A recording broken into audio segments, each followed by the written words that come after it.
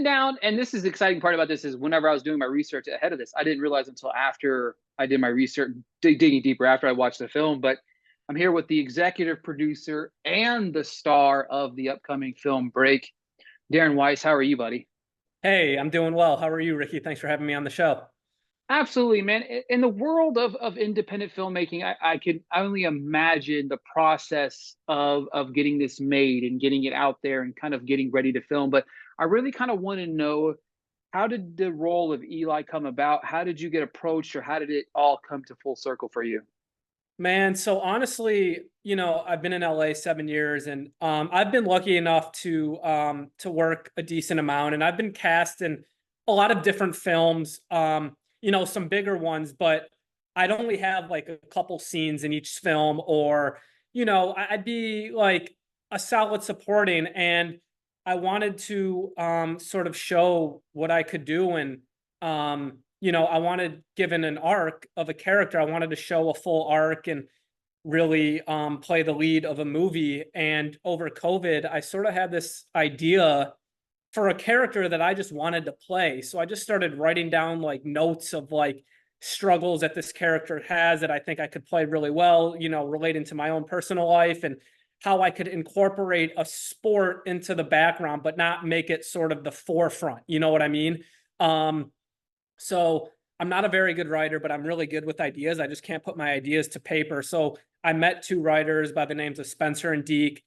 They really loved my idea. They helped me develop it. From there, we had a really great script. And over COVID, well, there wasn't much going on. So I'm like, you know what? This is the time now to try to create my own opportunity. Had a really great script, floated around the industry. I found a great production company, Showdown Productions, Bo Youngblood and John Iardi, who basically read the script and were like, this is really cool. Like, we haven't seen something like this before. And a coming of age drama isn't usually the type of stuff that this production company gravitates to, but they're just like, you know what, this is really cool. And from there, they brought on a director that did a little rewrite. And that's sort of like how it happened. Obviously, like I'm fast forwarding like 7, 8, 9 months of back and forth. But yeah, it was just like, it was great getting these roles. I'd have scenes with like Abigail Breslin, Luke Wilson. I worked with some really cool, but it was only like a scene or two, right? And I was auditioning for leads of stuff or shows, but it wasn't even like really characters I was like super excited or could relate to. And I'm like, I want to play something that I can relate to and that like people can feel, that I know other people struggle with. And I think in Break, as you know, Ricky, and we can talk about, I think there's a character in Break that everyone can relate to in some shape, way, or form. And that Yeah, was and the even yeah, and that's the thing. Like sometimes, and it's just a fact. Sometimes you have to create your own opportunity. You know what I mean? And that's exactly what you did here with that. And let's talk about getting Will Werrick involved in the project and right and kind of fixing some fine tuning the script and directing it. What was that process like? Because obviously, now again, another new thing I kind of learned here is this is kind of your baby concept in your brain type of thing. Obviously, you want to take care of that as well, right? So how does Will get on board, and what's that conversation like? Yeah, Will was great. So the producers, we talked to a few different directors about this, and I wanted someone that, first of all, grew up in a pool hall. That's very important. Understands the game of pool and those characters and that sort of gritty world, but also that was willing to go above and beyond and sort of work off the clock in terms of performance, story. Just like phone is always on. It's not like I'm gonna blow him up, but like I wanted someone that like was as passionate as I was. And Will, he's directed mostly horror films, which he's had a lot of success in, but he grew up in a pool hall. He worked in a pool hall. He played pool growing up, and he took a liking to this film. He had some ideas, that were great that we really liked, and some ideas that like we didn't necessarily agree on, but he's really understanding. And then, once we got to the set, everything before we started shooting, I was helping executive produce, which was stressful. And then it was like, okay, I want to focus on Eli because this is a big part. So like 3 weeks before, I totally let go of producing my producers. I couldn't have done it without them. And Will and I, you know, we created something great, I think. And he's the type of director, there's directors that are very concerned or like focused on character performance. And then there's those like analytical directors. And I think Will's like more of an analytical director. Yes, he cares about performance, obviously, and he'll give notes, but he's so focused on shot angles and what he wants, like, which is great. And then we'll do the scene. He'll give me a couple notes, which is great. I'll take them and we'll basically do them. He'll give me as many shots as I want. And I'm not one to do a scene like 10 times, but he would say, he's like, I got what I need. Do you want to try one where you just throw it away and do whatever you want to do? And I'm like, yeah, that's great. And I think we had a really great working relationship. We collaborated really well. The whole cast just really, I thought, fit like a glove. And yeah, Will was the perfect man for the job. I want to speak about something, and obviously not diving too deep into the film because obviously spoiler related, and I'm not going to do that. But for me, what I loved about the early stages of Eli, we kind of see this shy, reserved character who's kind of having to work his ass off. He's trying to help, put food on the table and stuff like that. But I love the introduction of Eli and the pool table, right? That to me was just something different. It was like we obviously us watching at home, we're not understanding that Eli is a pool player or has any of these back. But the way that you introduce it here as this, I mean, I guess it's its own character in a way. You know what I mean? Take me behind the introduction there of the pool scene and how you guys kind of laid that out. I loved it. Yeah, so without trying to give too much of it away, you're referring to like the frat party, right? Yeah. Okay. So, I'm happy that you said that because, as we see Eli, he's out of high school. Everyone's sort of moved on. He's sort of uncomfortable in his own skin. He doesn't really he has his one friend, that you got, the viewers will meet, and he doesn't really go out. He doesn't have time. He's got a lot of issues he has to help with at home. So he does decide to go out one night to this frat party, and we wanted to sort of introduce sort of his world of pool and his talent, but not do it in a way which was aggressive, almost like it came to him not going to it. You know what I mean? And I think we found a really creative way where, without again giving too much away, he was sort of like, I don't want to say suckered into playing, but sort of like standing his ground a little bit, And I think we did a really good job of that without forcing it and sort of showing how reserved Eli is. But like, when he has the pool cue in his hand, he's sort of a different person. And it's like really the only time. And as you'll see as the movie prolongs, especially when he makes it to the loving touch, he's finally comfortable in his own skin in a place where you would least expect it. Yeah, I love the evolution of the character because to me it's I mean, we're all like that, right? We're all like that. Like we're the normal person of the day to day, but when we're passionate about something, this variation of ourselves really kind of comes out. And I think that's where the character Eli really is a relatable to the everyday person because of that, right? He's got his own life issues, but when you're doing something you love and you're passionate about, there's a different person that comes out. Take me behind trying to kind of prepare yourself to show both sides of Eli. Yeah. So I think in life for everyone, everyone's dealing with something, right? And we don't know what people are dealing with. But they still have to go about their everyday lives of work, taking care of family, relationships, what have you. And it's like, how do you deal with your insecurities or your issues that you're dealing with, but you still have to go, live your life. And, if you have kids or a significant other or two jobs or school, and it's like, how do you navigate? And I wanted to sort of, that I think that's relatable to a lot of people. So I wanted to sort of show, how Eli, he has all these issues, and it's like, at first it's hard for him to deal with them. And then he comes upon, these other characters that have sort of dealt with the same issues he has. And it sort of shows him it's okay to be who he is.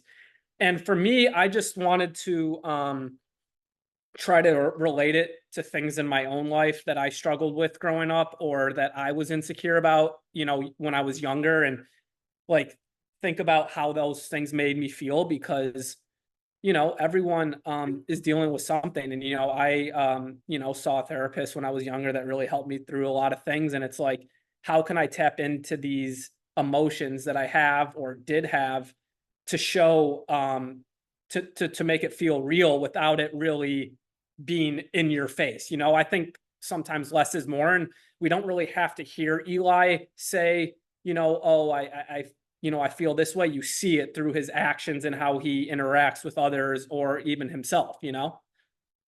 Absolutely. And again, it's such a beautiful thing. Now I got to talk about the pool aspect of things. What kind of preparation did you do there to learn how to play eventually throughout the film?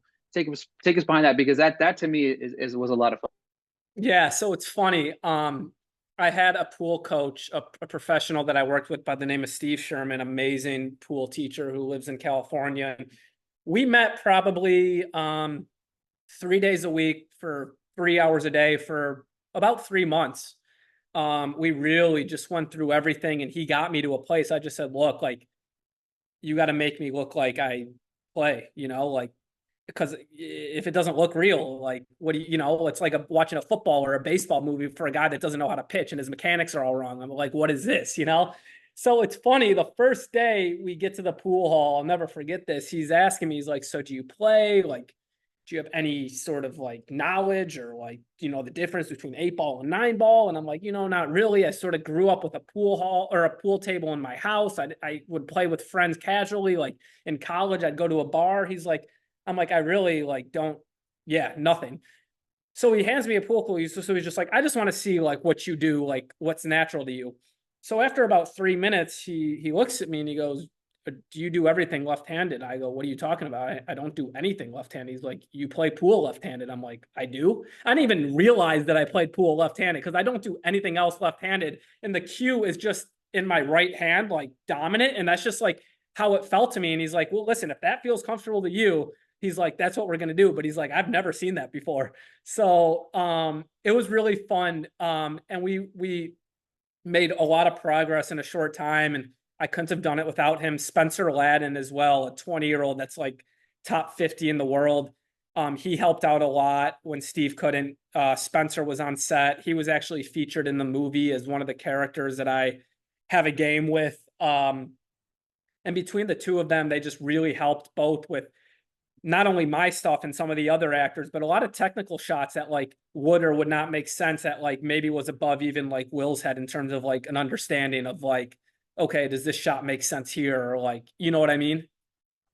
Yeah, absolutely. It's funny because one of my personal all-time favorite movies is Color of Money. And it's a film that I have been and I think that's why I love this film so much is just because growing up on that film, I've probably seen that movie 50 times. I think it's one of the greatest movies ever made just because there's so many different layers of it. And you can see some similarities, whether it's the story or how it's shot. You know what I mean? Will shoots this thing. The pool scenes are just magnificent. They're adrenaline filled, especially that final pool scene. You have a lot of different things that happen, but it's so uniquely shot. So it's nice to have a pool movie that really is bringing awareness to that hall, right? 100%. But we wanted to do it in a way where it wasn't like where you see two different worlds of Eli, where it's like he's in this pool hall and it's like that's a whole different world that not many people outside of the pool world know about. And then it's like he has this whole different world at home outside of the pool hall. And, Color of Money, unbelievable film. Like, we're not trying to make the next Color of Money, but we just sort of like wanted to put our own spin on it. And For sure. um, sort of give a different look or a different vibe, give a little bit more things going on like outside the pool hall with his own personal struggles or how life looks and like how a pool hall a place where you would least anyone would least think that's a place where people can solve their problems. It really is a place, a community where a lot of different people come, both in the movie and real life, where it's sort of like a brotherhood, these pool halls scattered throughout the country. And it's nice. We shot at the pool hall out here in LA, and a lot of the extras were just regulars of the pool hall, and they came up to me after and they're like, like, we appreciate you doing this, we appreciate you putting us in it, like they're like, we got your back anytime you need anything, like. And it was nice. It sort of felt like I was being accepted into their like brotherhood, and it's really nice. It's a world that I didn't know about before I got enamored with Break in this film. Yeah, I think one of the cool thing about it is one of the layers of whenever you are in the halls, there's so many of those kind of, I guess you could say, unwritten rules, you know what I mean, that you guys kind of utilized in the film that I thought was cool. Because again, with Eli's character, you see when you meet this girl, you know what I mean, you have this relationship, but then she sees this side of you that's really just like, as you said, a completely different person inside that pool hall. I think it's kind of well written to the story. But the a main pivotal thing is obviously Jeff Colbert as Jimmy. Fantastic, kind of that villainous performance within it's kind of your main, go-to battle. Talk to me about the casting of him, and then of course working with him, because it was brilliant. You guys is going back and Yeah, Jeff Kober is such an amazing, not only an amazing actor, but an amazing person. He's been in the game so long, and he read the script, and his agent told the casting director, Jeff Gaffner, the casting director, who did an amazing job casting this. He was like, the agent of Jeff Kober said, "Listen, Jeff really likes this role. He hasn't read something like this before. This will be a good challenge for him." And I've only bbeen acting for 7-8 years, so I'm the kind of actor that I want feedback, especially from other actors. And when you have a guy like Jeff, who's an Emmy winner and who's been in the game so long, I sort of told him, I said, Jeff, like, if you have any feedback for me that will, make the scene more powerful or anything I can do to help you. And he was so great, like offset and in between scenes. And then he gets so into his character. It was like two different people, which is what you want.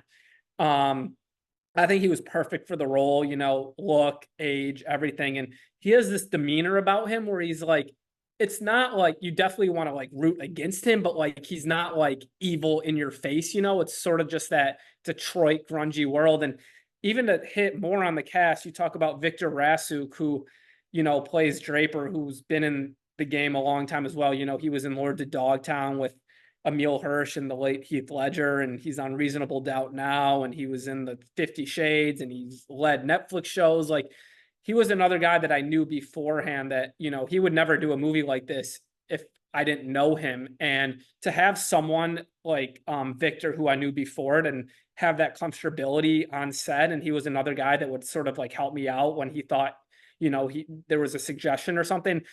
Having that comfortability of like working with someone that like I know offset like really helped. And I think you could see that in the relationship between Draper and I. And I think it really worked. I don't know what you thought about Draper. I mean, obviously Jeff was amazing as Jimmy the Ham, but Draper was so pivotal in this movie as well to sort of bridge the two worlds that Eli, the pool world and the outside world. yeah, I mean, it's kind of built into that introduction to you and the pool world at the beginning of the film. That's really kind of nice, and I thought fantastic. I thought he was a great addition to the cast. Technically speaking, there's something I got to talk about. I'm going to butcher his name. You're going to help me out here, but your composer Daniel Triocho, That's I butchered probably it. better. That's probably better than I would have done. But I have to say, for me, you have a lot of tensity. You know what I mean? This is a very, I love you even said it early on, it's a gritty film. It's such a gritty film, and it's in the most beautiful way. The color palette, the cinematography, but the composing, the sound, the score is just so brilliant. Let's tell me anything about that there.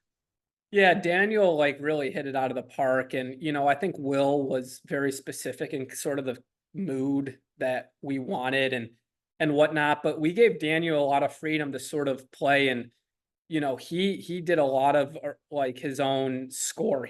And I apologize, I don't know the terminology of like that composing world.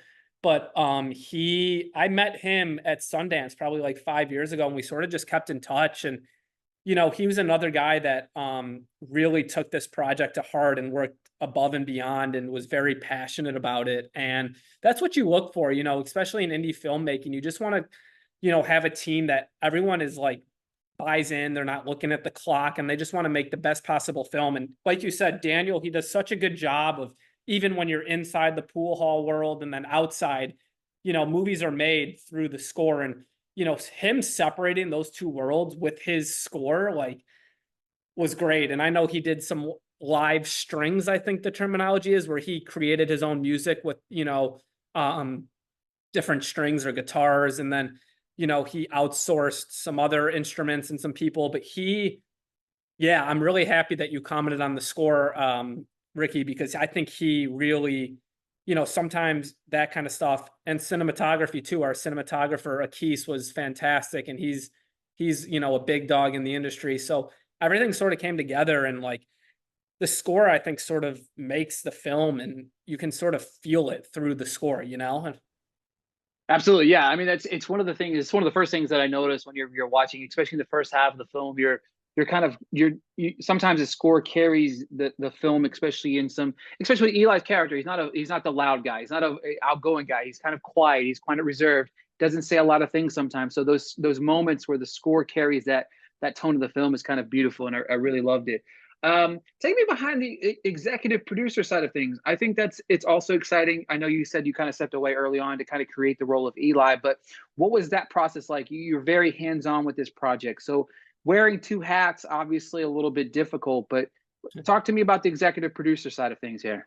Yeah, so it starts with obviously the script, and I was adamant on playing the lead. This was sort of like I thought I could play the lead better than, or this character I should say, better than anyone, because it was really just like me honing in on like childhood stuff. But executive producing, it's like it's tough because like we bring the producers on and they did so much heavy lifting too, thank God. But like, everything from like meeting with cinematographers to the casting director to, what kind of roles we're looking for, watching, hundreds of audition tapes. Braden Brunner, who played Millie, just totally knocked it out. She's going to be a force in this industry for a long time. This is sort of her like first big role, but like her tape was just so far beyond anyone else's. And just handling everything from locations to dates to financials to like wardrobe, like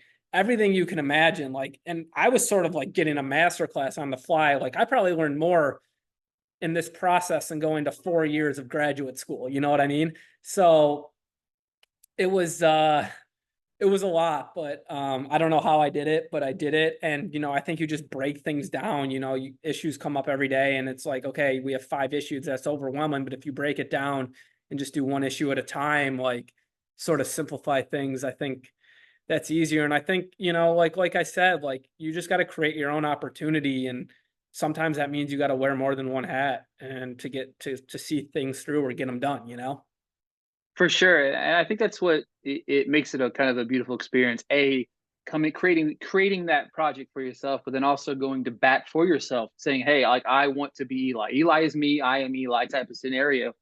And I think that when you look back now, you're sitting there, you get done filming, you're watching the film maybe for the first time completely through. What's that feeling like? Oh man, like it's so funny because like I never really watched it for the first time through. We'd get like edits of like like sections, or like, here's the first 30 minutes that was being edited. Let's give notes, and like it wasn't colored, it was like temporary score. But like the first time I really saw it in like a movie theater, and I've seen the movie like 50 times now, so I'm so sick of it. And like sometimes, Ricky, like I'm like, I think this is a good movie. Like, I think we got something. And other times I'm like, oh my God, like, what did I make? Just because I've seen it so many times. But when I saw it for that first time, when we were doing QCP and delivery, like in a theater, like scored and color corrected and sound corrected, like I was pretty blown away just at like how it all came together, and everything from cast and crew to everything. And it takes such a village. And we had the premiere in LA in late April, and then there was a theatrical release, and I think a lot of people were really like impressed, and I got a lot of nice notes. So it was really it's been really nice to sort of get the feedback, and see these positive reviews that have come out, and people like just taking a liking to it, and taking a liking to the characters and relating to them. So it's really it's blown my expectations away for sure, and it's a nice feeling. What's something you hope fans take away from watching the film?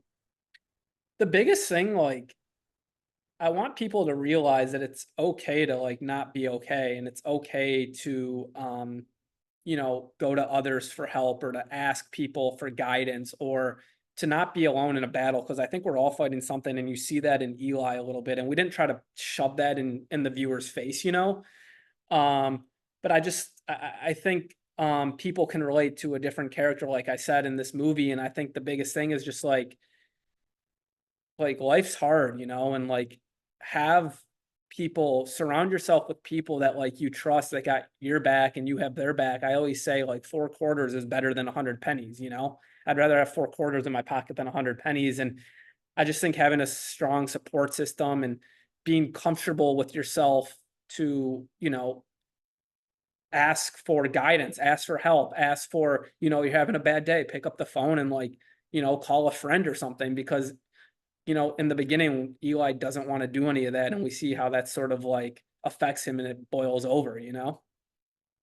Absolutely, for sure. And my final question for you, Darren, is this: what is something that Darren himself learned about his self in his time with Eli? That's a really good question. I think the biggest thing,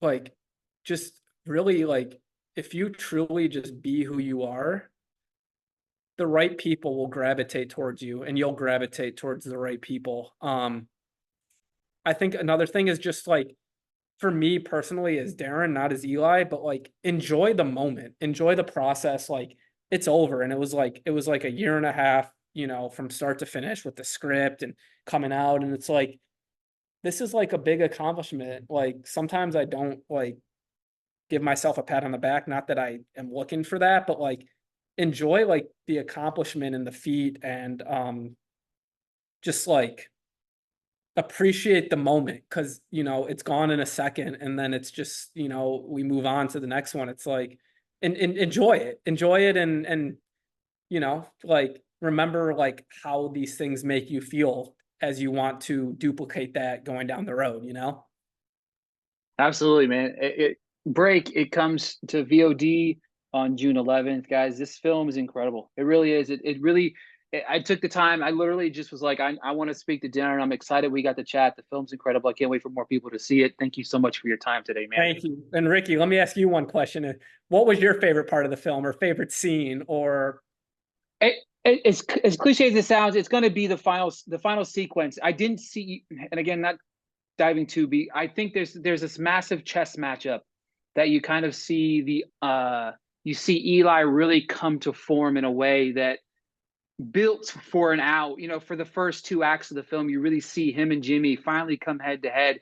You finally get to a point where you're really rooting for Eli in so many different levels because so many damn things happened to get to him to where he was in that moment. But it's either that final sequence is, I'm telling you, the introduction to you in the pool table, it to me is brilliant. It's one of, there's very few things where you're introducing, you're not introducing a character. In a way you are, but you are introducing a variation of Eli in a way that I don't expect it. All you sure, I know the movie's called Break. I know the log line talks about pool, but the way that we find out that Eli is who he is, the way that we do, I just think it's perfect. I think it's one of the best openings I've seen and introductions of something I've seen in quite some time. It's literally beautiful. It was amazing. thank you. Thank you for the kind words and thank you for having me on and I appreciate it. I look forward to coming on again.